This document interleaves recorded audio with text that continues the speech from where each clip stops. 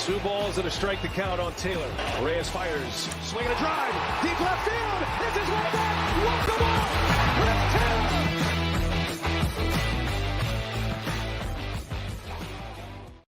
What's up, everybody? Welcome into DodgerHeads, presented by DodgerBlue.com. My name is Jeff Spiegel, joined this morning by Matt Moreno, doing a little bit of a rumor roundup from the past couple of days. Dodgers have made not any moves themselves, but they have seen a bunch of guys that they're connected to or who played for them last season move off of the market. Matt, let's start with a guy that they are connected to themselves. Buster Olney reporting that Andrew McCutchen was a guy that the Dodgers have expressed interest in. The Rays also mentioned in this report. We know the Dodgers need outfield help. Former MVP Andrew McCutchen, does that get the pulse racing a little bit, Moreno? I mean, when you say MVP, I think it has to, right? I think McCutchen could be fine under the right set of circumstances. I don't think he would necessarily be their marquee signing of the offseason by any means. If he ends up taking, one of the final bench spots and he's your fifth outfielder type thing, I can be talked into it. I imagine it would be a 1-year deal. So hopefully, little risk with it. Yeah, I mean, McCutchen won the MVP in 2013. So I was joking with you off. I love when these guys get described technically, like you said, spot the lie, not a lie, former MVP, but it was 10 years ago. He hasn't, he had a four-year run there. That was great.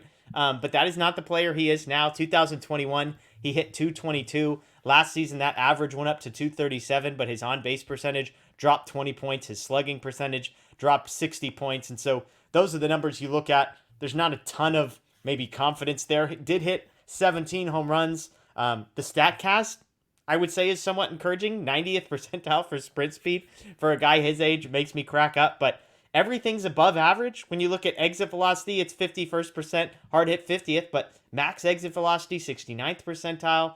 Walk rate, 70th percentile. Barrel rate, 57th. So I'm with you. My concern with the McCutchen note is I don't feel like this is a guy who's signing to be a bench bat. I feel like this is a guy who's signing to be maybe a designated hitter or to play some serious outfield, and that's what concerns me if I'm the Dodgers. Yeah, I mean, if that is the case, then I definitely would revise my stance and openness to it, and it would frankly be a surprise because I don't think the Dodgers want to really get locked into one position player being their DH on an everyday basis, and McCutchen certainly doesn't profile as that as much as, his StatCast numbers may be encouraging in terms of what production you might get from him, but he's not, like a JD Martinez type that you would expect to see, okay, he's going to, be your DH day in and day out. But yeah, I know, we couldn't get Blake on here. I think he would be a little bit better at maybe telling us why we need to be more open-minded to McCutchen because he did sort of tip us off to, hey, look at his StatCast numbers. Yeah, I joked to him. I said, Blake, if you don't join us, I'm going to tell people you love him. And he goes, he does have some surprisingly good stat guys. I was like, geez Louise, this guy does like former MVP Andrew McCutchen. On non-Dodgers news necessarily this year, guys that have been on the organization in the past, Justin Turner connected to some places in free agency, the Marlins among them. I find it hard to believe Justin Turner might actually play for a different team, but he seems intent on playing next season. If the Dodgers do intend to stay under the CBT threshold, which it sounds like they will, I could see him going elsewhere. The Marlins would be a hilarious place to go because of what a mess that organization is. Don Mattingly not there anymore, so the Dodgers pipeline not necessarily there, but I don't necessarily get this one for the Marlins, but it does make sense for Justin Turner because I would just guess that maybe his market isn't quite as robust as he was hoping for. Yeah, this was surprising, and frankly, I think the Marlins are the first team other than the Dodgers to sort of be publicly linked to Justin Turner free agency, and of course, that's not like the end all be all. Like it doesn't need to be on Twitter for there to be a team to have interest in a player by any means. But I've been a little surprised that there haven't been more teams with reported interest in him. I don't necessarily see him going to the Marlins. I agree. Although, the Dodgers connection is still sort of there because they are hiring Brant Brown as their hitting coach. Fair. And so there's some connection there. And I know Turner and Miguel Rojas still have a pretty good relationship.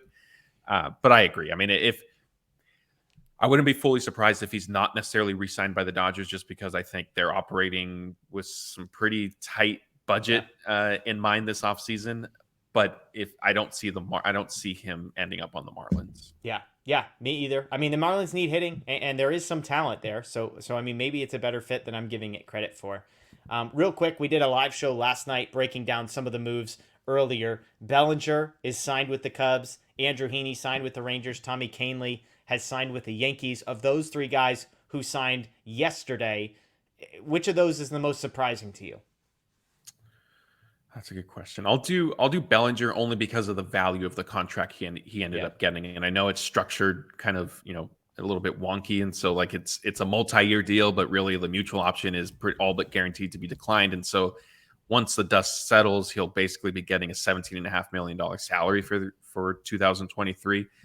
I didn't think he was going to get anywhere near that number unless he did a multi-year contract, which Scott Boras came out early on and said, we have multi-year offers, but we're not going to be signing those. We only want to do a one-year deal, which I don't fully understand. But hey, I wish Bellinger nothing but the best. Like, I hope he can get his career on track. I enjoyed watching him play with the Dodgers, but it still surprised me, the value. Yeah, I agree with you. Kahnle signed the same thing. 2 years, $5.75 million per year is surprising for a guy that has missed as much time as he has. I think the Heaney deal was surprising in the sense that I thought he would actually end up back with the Dodgers. The way that some of the things had shaken out, especially the number he ended up signing for was not a crazy number, with the potential for him to opt out if he pitches really well again next season. So I'm surprised the Dodgers weren't interested, but then again, maybe they were. I mean, when you're competing against a team in Texas, the income tax plays a big role in that. So if it's 2 years for 24 is what he gets in Texas, you probably got to get up to like $30 million just to match that dollar for dollar. So maybe that would cross the line for the Dodgers. I did love, by the way, the report that Andrew Heaney was sold on the vision of the Rangers and the long-term plan. I mean, I just die when I see stuff like that. I'm like, yeah, there's a huge track record to believe in there in Texas. So who knows? But lots of time left in the offseason, Matt. That's my message to people. Lots of time left. Andrew Friedman has a track record of putting together winners. Nothing to worry about, right, Matt? Nothing to worry about. Probably, but level of concern is rising by the day. Give me a number, 1 through 10, level of concern. 10 is the Dodgers are going to finish last in the division, and 0 is they're actually going to win 112 next year. I mean, I guess on that scale, it's probably still like a 4-ish. Okay.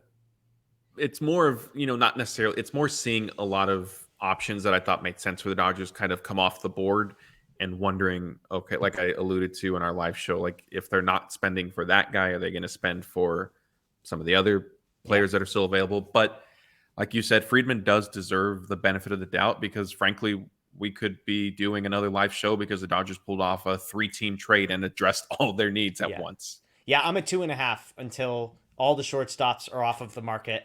And then we might creep towards a 4. But for now, 2.5, as long as those guys are still out there. As long as Rodon or Judge, even his backup options, kind of guys that it's like, well, if all the shortstops are gone, let's just make a splash and sign one of them. Until there are no more trades left to be made, I believe in Andrew Friedman. That's Matt. My name's Jeff. As always, thanks for joining us. Enjoy the rest of your day. Let us know what you give me a number. 1 through 10, excuse me. 1, nothing to worry about. 10, the world is falling. Let us know what you think. We appreciate you as always. Go Dodgers.